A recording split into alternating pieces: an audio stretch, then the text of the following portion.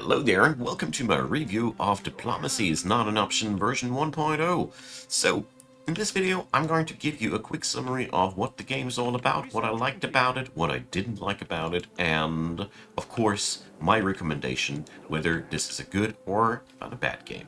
So, first of all, what do we have in front of us here? We have a classic real-time strategy game experience in voxel graphics. So as you see here, our dudes look pretty plain. The enemy does so too. We're playing here currently the Royals. The game features several factions you can fight against. Rebels, Undead, Royals too. There's a lot of meat on the bone by now. There's also a campaign you can play. The game itself is very similar to titles like They Are Billions, meaning there's a lot of enemies out there. They come every few days as a wave attacking your base and trying to kill your main building, and it's your job to fight it all off and stay alive. So the game has, therefore, obviously a base building system. We can build different walls, towers to put our troops on. We train military, we even have active spells, and well, if you are familiar with the genre, there's nothing you wouldn't expect so far here.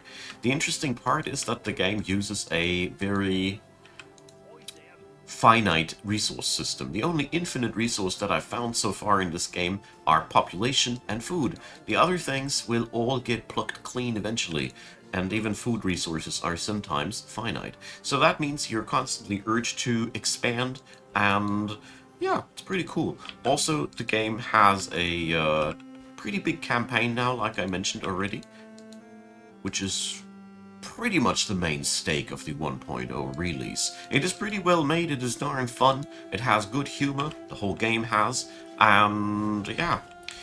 Apart from that, you also have an endless mode, sandbox mode, which play a lot like roguelike modes. You don't unlock any things.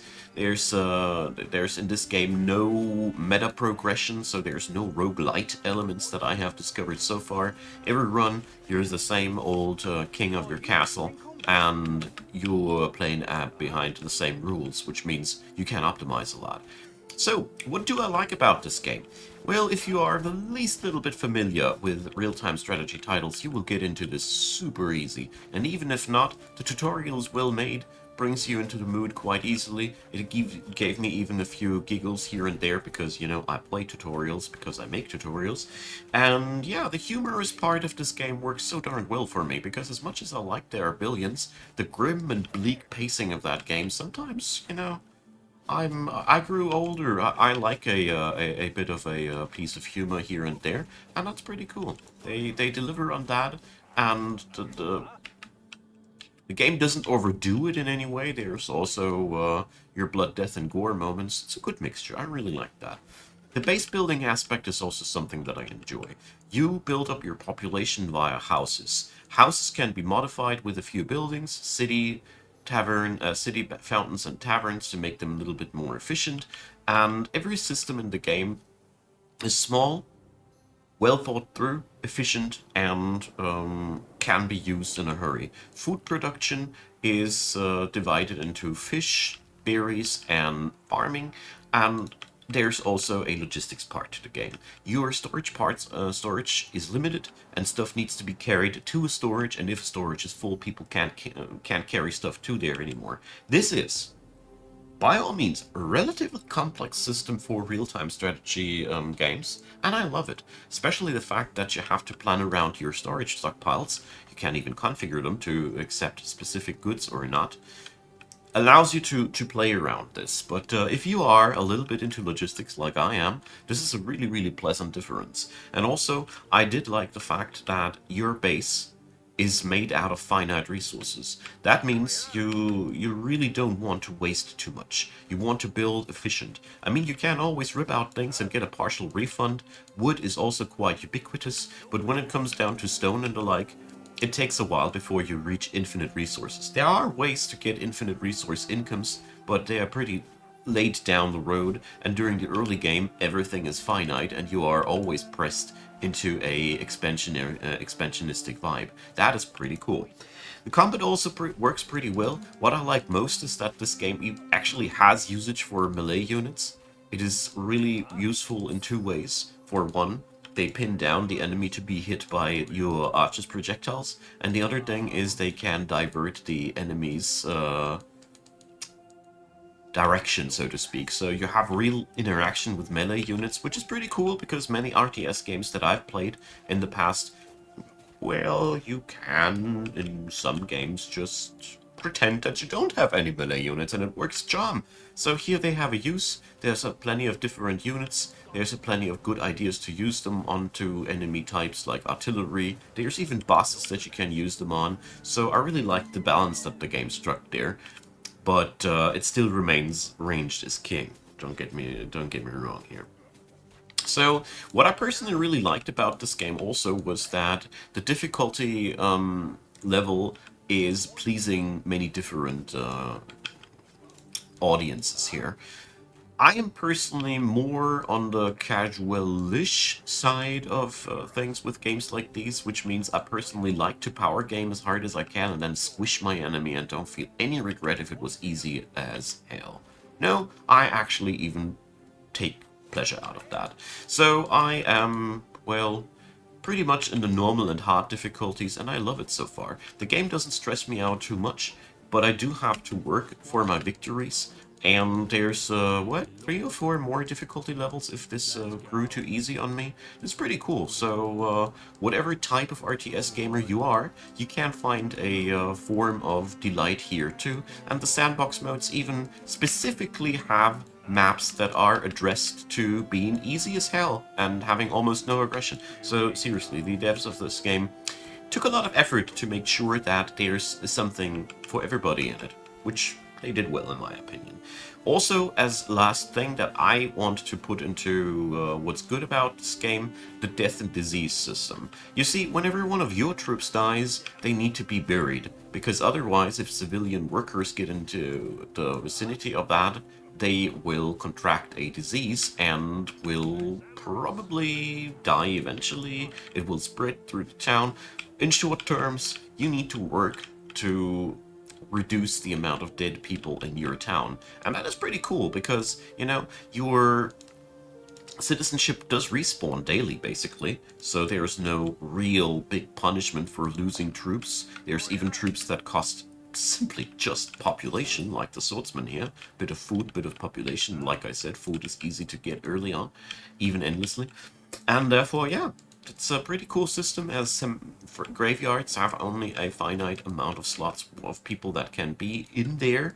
So at the end of the day, you can get yourself quite into problems by just playing too recklessly. So goes into many directions. I like that. So what didn't I like about that? Well, first off, I really gotta say the RTS genre is a tad bit stale. I don't even mean that as a terribly big criticism point here, but, you know, this game plays very much like They Are Billions. And that's not a bad thing. It's pretty cool because I personally grew tired of They Are Billions and I was very much looking forward to this game. And it scratches exactly the itch I was hoping to. But there's really, except for the disease system, not much innovation there. The disease system is probably the most innovative thing. The research tree is not put onto buildings, but onto this table here, and I was surprised how little I did like it. So I really miss the old school upgrade on buildings, but that's not objective. Subjectively, that's my subjective impression, and objectively, I think the research menu is one of the better things. But I remain to my point. I stay to my point. This game doesn't do many things really in a new fashion or anything. It's very similar to the previous things that you've experienced.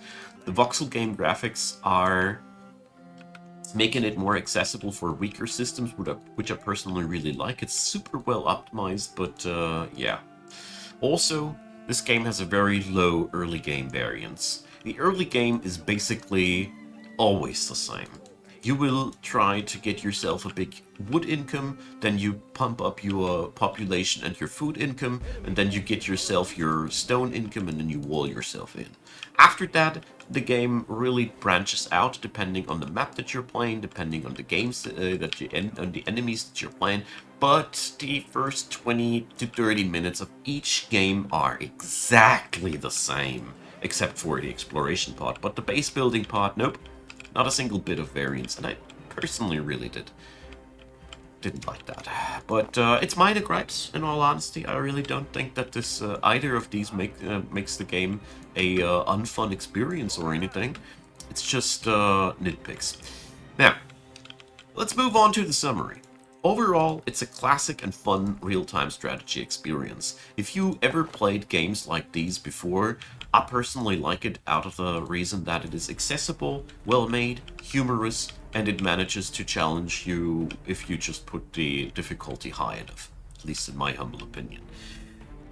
I really like the tone, the cheerful tone in the game, for the fact that it makes all the bloody warfare a little bit easier to digest. It has, at the end of the day, lots of content in form of the campaign, different enemies, different sandbox maps, endless maps that always have a different iteration. You know, there's a pretty good random map generation process behind that. But at the end of the day, the amount of innovation of the game remains rather low. It is more like a medieval mod of They Are Billions than a completely new and innovative experience. I love games like these. I was super happy that it worked out like this. But if you were looking for something truly new, you might be disappointed, and that's why I'm pointing it out like that. What I really want to point out, though, this game is a wonderful entry point for beginners and veterans alike. Some might be even arguing it could be a little bit too easy. I don't know. I'm no hardcore player of real-time strategy games. I gotta admit that this perspective on the game is just one that I cannot provide. I'm a hardcore survival and colony base builder, but the whole real-time strategy and survival genre, I have a firm grip of it, but not nearly the same like people that are playing a top difficulty without pause and stuff like that. Anyways, that sums it up. I really can recommend that Diplomacy is not an option for all it does, as it is really fun, it is lighthearted, and at the same time it provides quite a nice challenge. The gameplay is smooth, it doesn't fry your PC, it is very classy, building castles is fun, there's a lot of elements that you can use, all the things that are in the game are very well meshed together, there's no bloat, and also no lack of depth at the same time. Seriously, it's a well-made game, can only recommend. Hope this helped you out. Let me know in the comments what you think. If you have a different opinion, or if you want to point out something I missed, feel free to. And also, leave a like, leave a subscribe, check out the description box. Feel free to support my channel financially. If you feel my work is worth a dime to you, it would really mean a lot to me. And that all being said, thanks for being out there. Thanks for supporting the channel if you do so. And I hope you have a great time. Bye bye.